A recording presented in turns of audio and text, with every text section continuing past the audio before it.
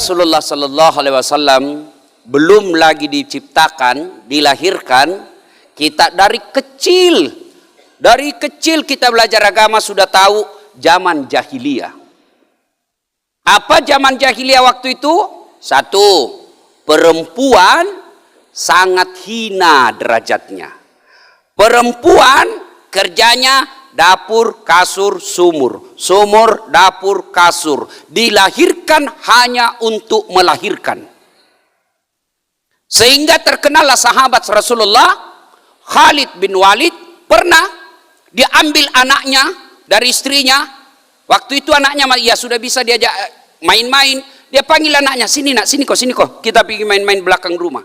Dia bawalah anaknya ke belakang rumahnya. Sudah itu diajak, ayo gali-gali pasir nak, gali lagi. Begitu dalam, dia dorong bapaknya masuk, lalu dia timbun hidup-hidup, lalu dia lompat-lompat di atasnya. Kurang ajar, kau bawa sial dalam keluarga kita.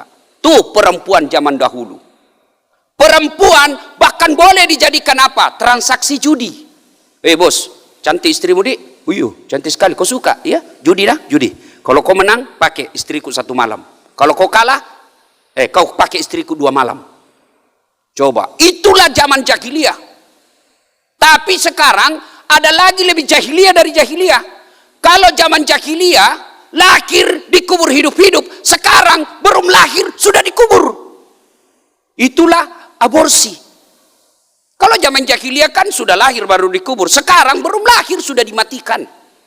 Zaman jahiliyah. Maka beruntung ibu-ibu, Rasulullah datang mengangkat derajat wanita ketika Rasulullah mengatakan wanita adalah tiang negara, tegak wanita, tegak negara, hancur wanita, hancur negara. Maka ibu-ibu ini meskipun tenaganya lobet tapi tiang negara. Oh ini dia bisa. Itu kan ulama menjelaskan perempuan dalam Islam itu ibarat 5 jari ini, ya. Jari ini jari perempuan. Ini kan kalau dalam Islam ini pejabat. Kalau pejabat bilang begini aman. Tapi Kapolri bilang begini hancur kau. Ini pengusaha bangun itu besok masjid Dasat selesai banyak duitnya. Tapi orang kere bangun masjid itu siapa kok? Ini jari tengah ulama, tidak boleh ke kanan, tidak boleh ke kiri. Nih pemuda jari manis. Nih perempuan meskipun kecil tapi dia bisa masuk lubang hidung. Dia perempuan kecil tapi dia bisa goyangkan negara. Berapa banyak tokoh-tokoh dunia yang hancur gara-gara perempuan. Sejarah membuktikan banyak tokoh hancur politiknya gara-gara perempuan. Ibu-ibu ini tiang negara. Tapi sayang 1000 sayang, Rasulullah telah mengangkat derajat wanita, tapi dia hancurkan derajatnya sendiri sekarang. Dengan cara apa? Nabi pernah memprediksi wanita suatu waktu nanti berpakaian tapi telanjang dan mereka suka memakainya. Adakah begitu? Oh banyak. Bukan di sini.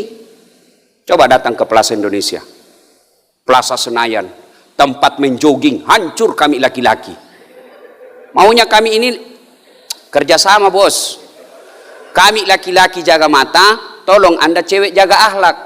Karena biar kami setengah mati jaga mata, kalian gentayangan, hancur amal kami. Dilihat haram, tidak dilihat barang bagus.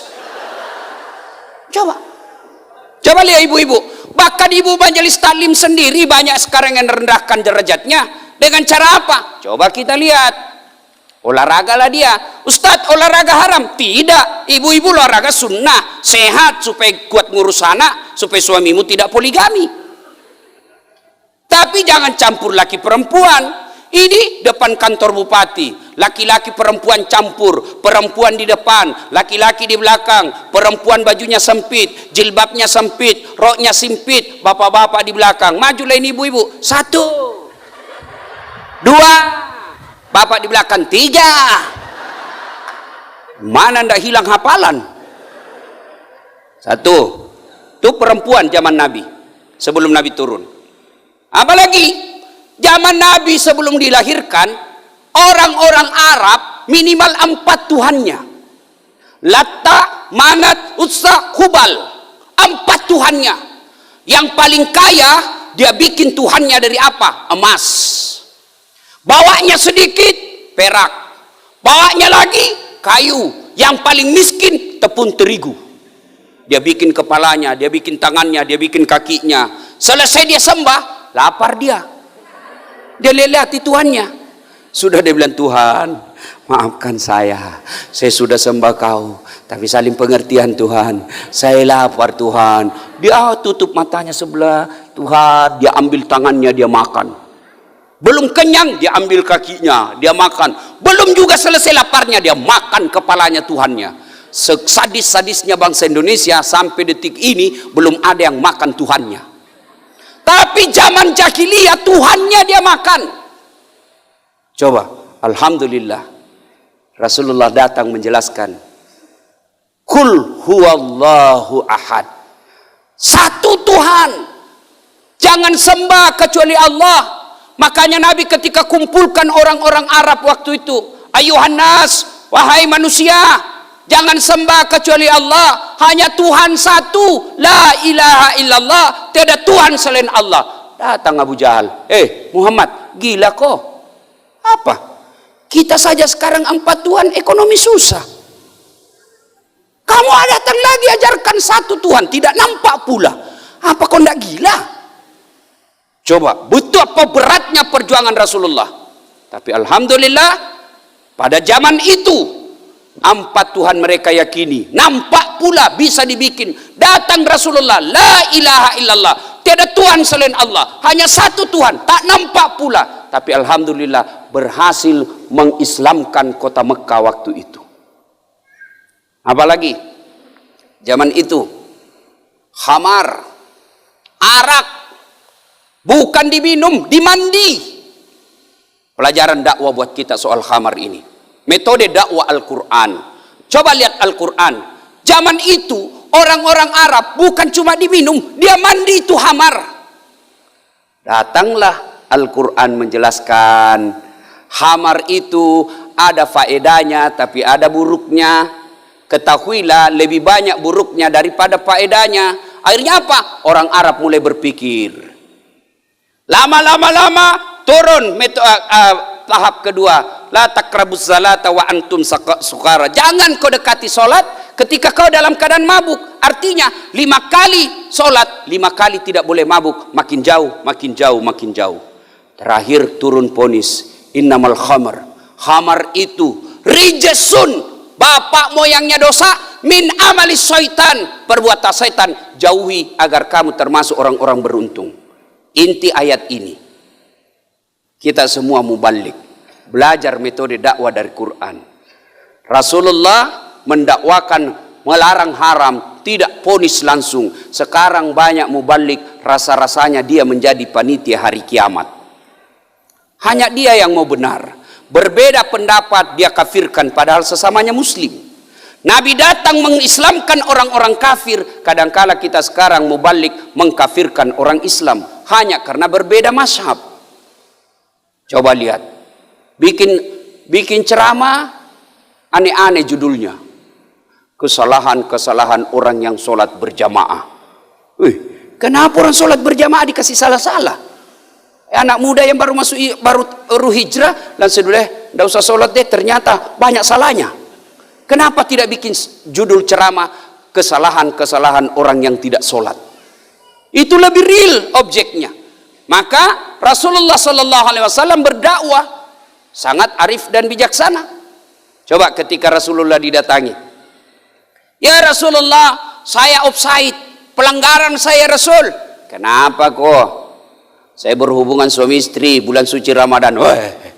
Kau denda kok 60 hari berturut-turut puasa. Berapa ya Rasul? 60 hari. Ya Rasulullah, 1 bulan aja saya tidak tahan. Kalau begitu, kau cari fakir miskin, kau kasih makan fakir miskin di kampungmu. Ya Rasulullah, saya fakir miskin. Kalau kita, kau sudah miskin, melanggar lagi. Kalau begitu kata Nabi, nih kurma, bawa pulang ke kampungmu. Cari orang paling miskin di kampungmu, kau kasih beri makan. Apa kata dia? Ya Rasulullah, saya lah yang paling miskin di kampungku. Wah, kau pula nakal betul kau. Ya sudah, kau makan itu. Coba, Begitu arif dan bijaksananya Rasulullah dalam berdakwah. Zaman jahiliyah ada yang disebut diskriminasi. Budak tidak punya hak sama sekali. Beda dengan pembantu. Ibu-ibu punya pembantu di rumah, itu bukan budak, itu pekerja. Beda kalau budak. Budak itu bu hak milik. Tahu yang namanya hak milik ibu? Ya sama handphone. Namanya handphone saya punya. Boleh saya banting, boleh saya jemur, boleh saya rendam, boleh kasih orang, boleh saya pakai lempar orang. Kenapa? Saya punya. Begitulah budak, hak milik.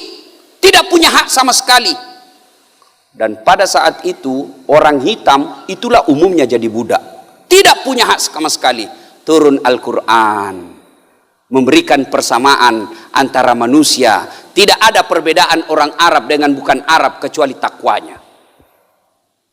Jadi orang Amerika sebelum mereka kenal namanya HAM, kita orang Islam sudah tahu itu HAM, hak asasi manusia.